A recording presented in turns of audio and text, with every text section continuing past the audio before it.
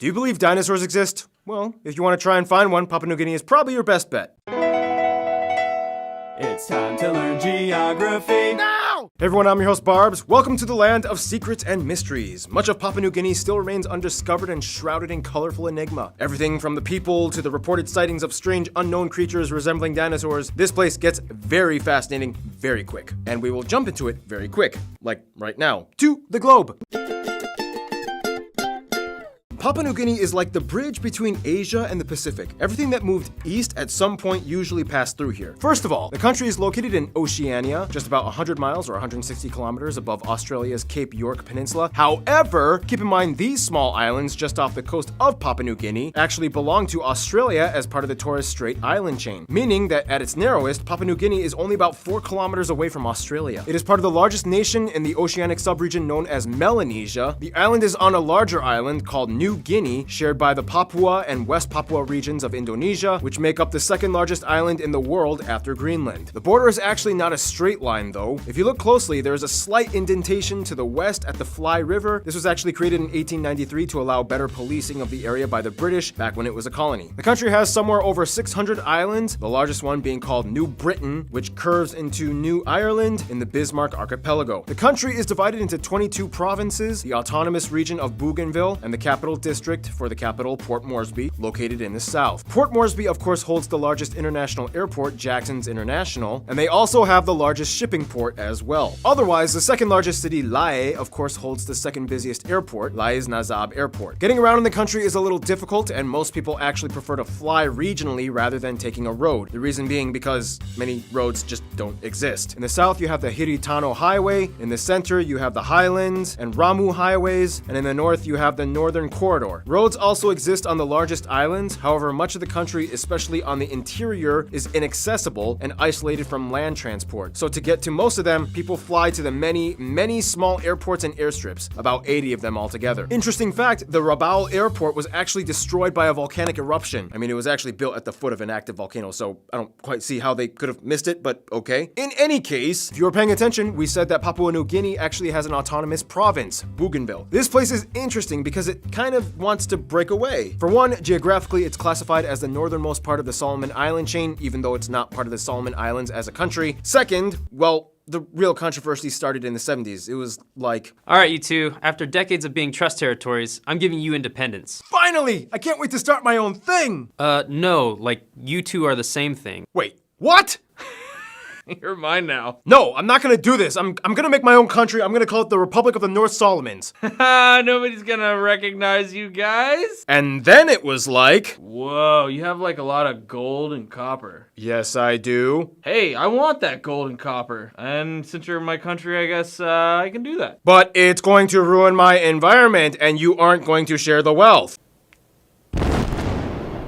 Yeah, eventually the war ended after 10 years, which led to a peace agreement facilitated by New Zealand, which led to autonomy and the promise of a referendum for independence in October of 2019. So shortly after this video is uploaded, it could be outdated. Do you think, like, Bougainville will vote for independence? Not my business to say, but recently New Caledonia voted to stick with France, so who knows, the Pacific Island region is shrouded with mystery. Like the notable sites to see if you decide to visit, such as the National Museum and Art Gallery, Rabaul, the volcano capital of the country, with the destroyed ruins, the Lae War Cemetery, the Parliament House, the J.K. McCarthy Museum, the Kokoda Track, and you can check out all of these festivals in various locations. Now those are all cool spots to check out, but the thing about Papua New Guinea is that the best thing to see is the unknown, the vast undiscovered interior that many people have not encroached upon. And it gets pretty intense. Like, what on earth is this, or this, or this? Find out in the next segment.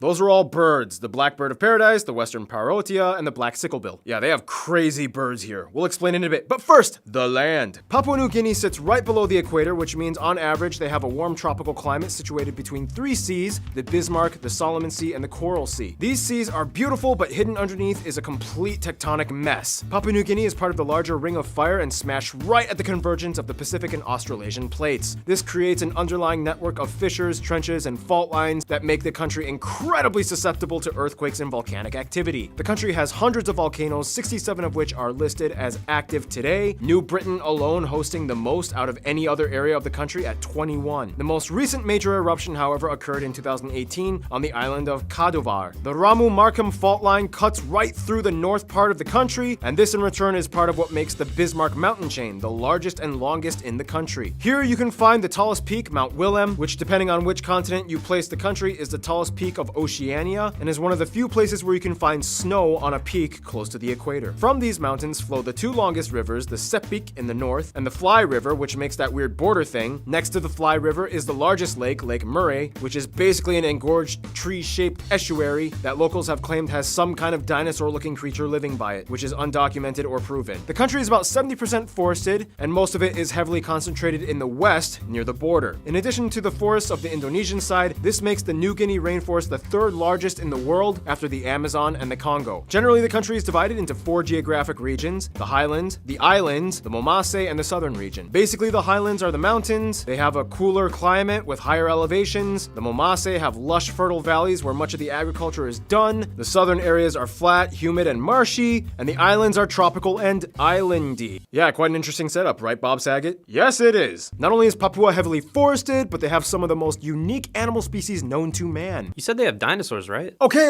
it's kind of like a hook to maintain audience retention. I'm not the only YouTuber that does it. Ah, so you're lying for views. I'm not lying. I'm just saying people have reported something that could or could not be true and needs more evidence. Isn't it your job to report facts? It's a fact that people have made reports, and it's your job to finish your last line in the dialogue that I wrote in this script. You did a good job. Good job, Ryan. Thanks. Anywho, like Australia, Papua New Guinea is riddled with marsupials and monotremes like the tree kangaroo, the echidna, crash bandicoots, and the bronze quoll. If Papua New Guinea was highlighted by an animal type, though, it would have to be birds, and specifically the birds of paradise. And what are birds of paradise? Well, this is usually the part where I take my triple shot espresso break and then Noah comes in, but Noah's not here. He's visiting his family in Iowa for vacation, so instead, I got the next best thing. The guy who introduced me to Noah at his wedding, Caleb. I quit my job so I could film the geography in Hargeisa. Yes, you did. I kind of ruined your life a little bit. If anyone needs an amazing cinematographer, hire Caleb. Until then, this can be your side gig. By the way, we shot this out of sequence, so your shirt is about to change in 3,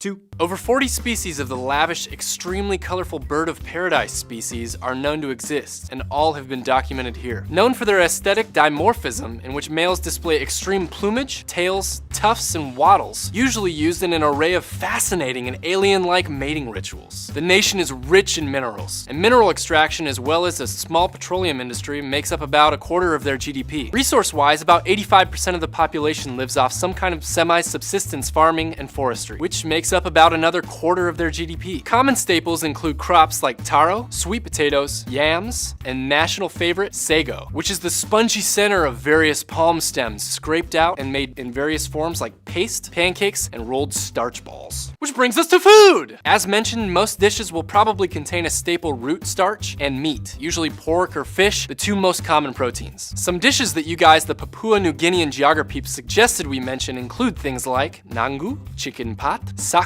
dumplings, kava, and the national dish, mumu. Alright, it was fun being Noah for a day, but now I have to go back to being the camera guy. What do I do now?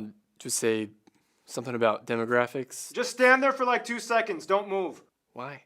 Oh, we forgot to do a cheesy special effect. Thank you, Caleb. Now back into the box.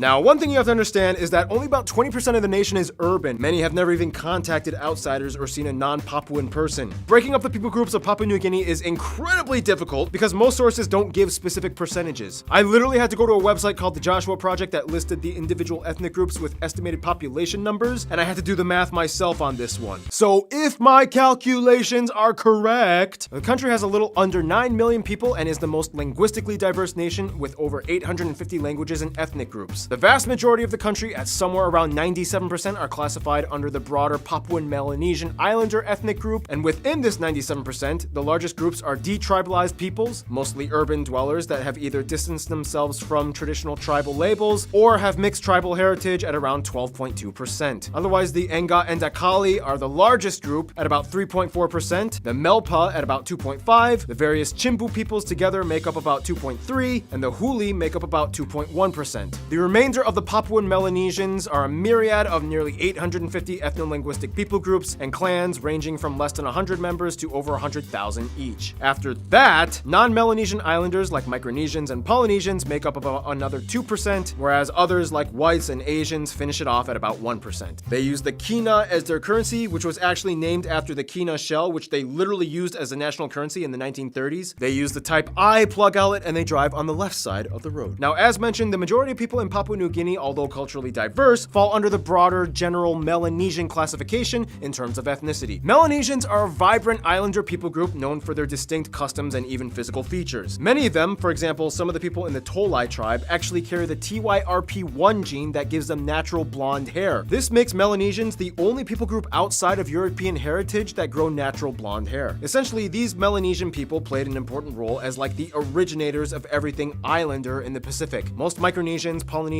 and general Austronesians all have some kind of connection to the island of New Guinea, whether it's through ancestry or passing through. It was the launch pad that kind of kicked everything off. In any case, Papua New Guinea in itself has so many people groups that don't even speak the same language. So how do they communicate and stuff? Great question, Keith. The country has 3 official languages: English, Tok Pisin, and Hirimotu. The one that most people use is Tok Pisin, derived from the words talk and pigeon, as it is an English Creole language. It's really interesting because if you're an English speaker, just reading or hearing it, you might kind of pick it up. Actually, you know what? Here are some of you guys, the Papuan geography peeps, explaining. Hi, my name is Kenny. Tok Pisin is an English-based Creole. If I would say, hey, bata, you go away. So you can hear some of the English words. For example, I said bata, which is a short form of brata, meaning brother or dude, and you, same as the you in English, and go, and where. One phrase that I know is minosave, meaning I don't know. Wanim name belong you, meaning what's your name. Sounds similar to English, but it's not really English at all. Thank you. Now, for culture, keeping it old school is definitely an understatement for Papua New Guinea. You might even see people wearing like traditional grass skirts and stuff at the airport. Because there are over 800 ethno-linguistic people groups in Papua New Guinea, it would take way too long to talk about all of them, but some generally well-known tribes and traditions can be highlighted, which will be explained by Random Hannah.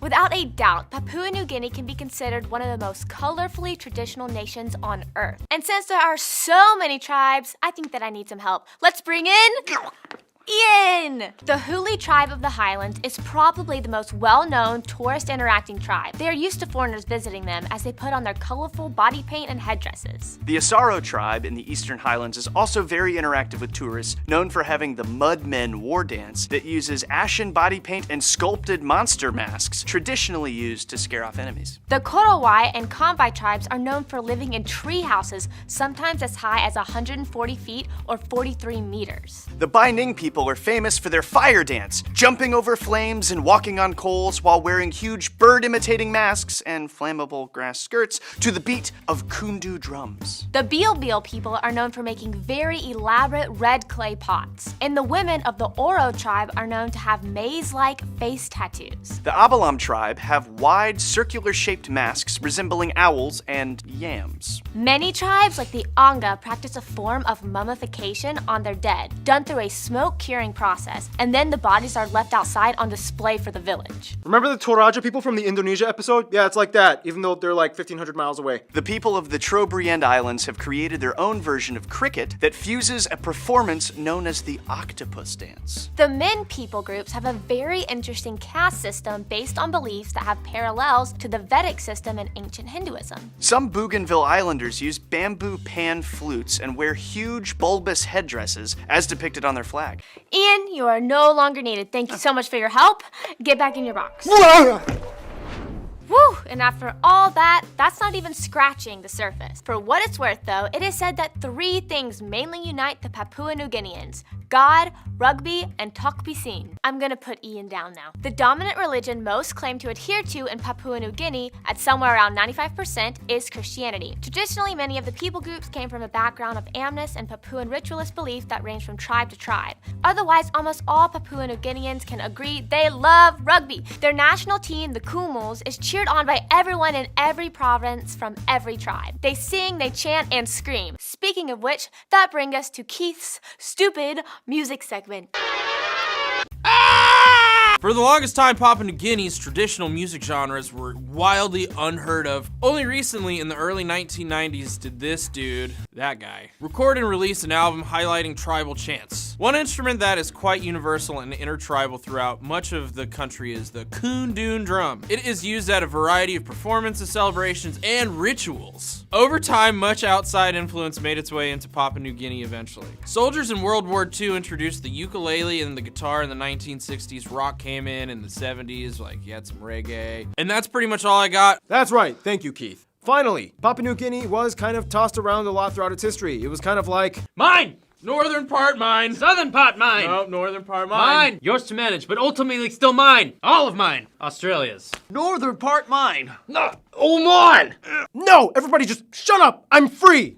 Can I leave you? No, you're mine. And that's basically the history of the nation. I mean, if you don't include the first wave of migrants from the Sunda and Sahul areas from 50,000 years ago and the second wave 2,500 years ago. I guess that means all we have to do now is mention the famous people. Some notable people from Papua New Guinea, or born in Papua New Guinea, or of Papua New Guinean descent, that you guys, the Papua New Guinean geography suggested we mention, include people like Michael Somare, these rugby players, Amy and George Shepard, Sir Kiki Geno, Dika Tua, Toya Wisil, George Talek, William Takaku, Sir Makere Morauta, and Archie Thompson. So yeah, Papua New Guinea has a lot of backstory, a lot of lush flora and fauna, a lot of different ethno-linguistic people groups, and as we will find out, a lot of diplomatic interaction. Moving on.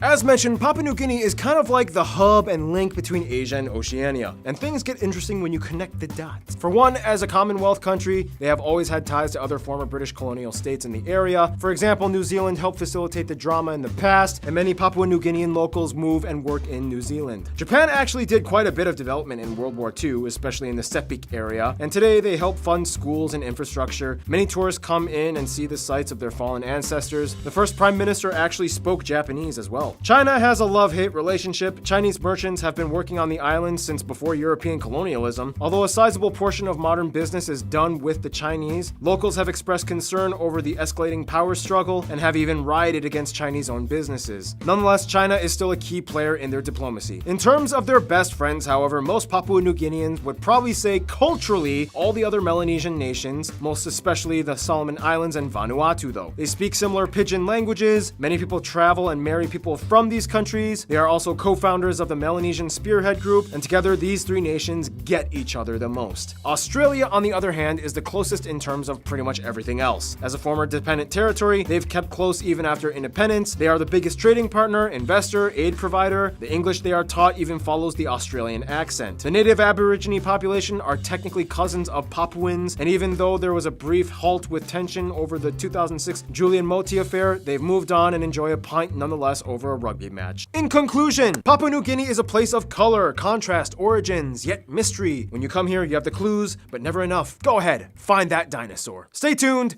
Paraguay is coming up next.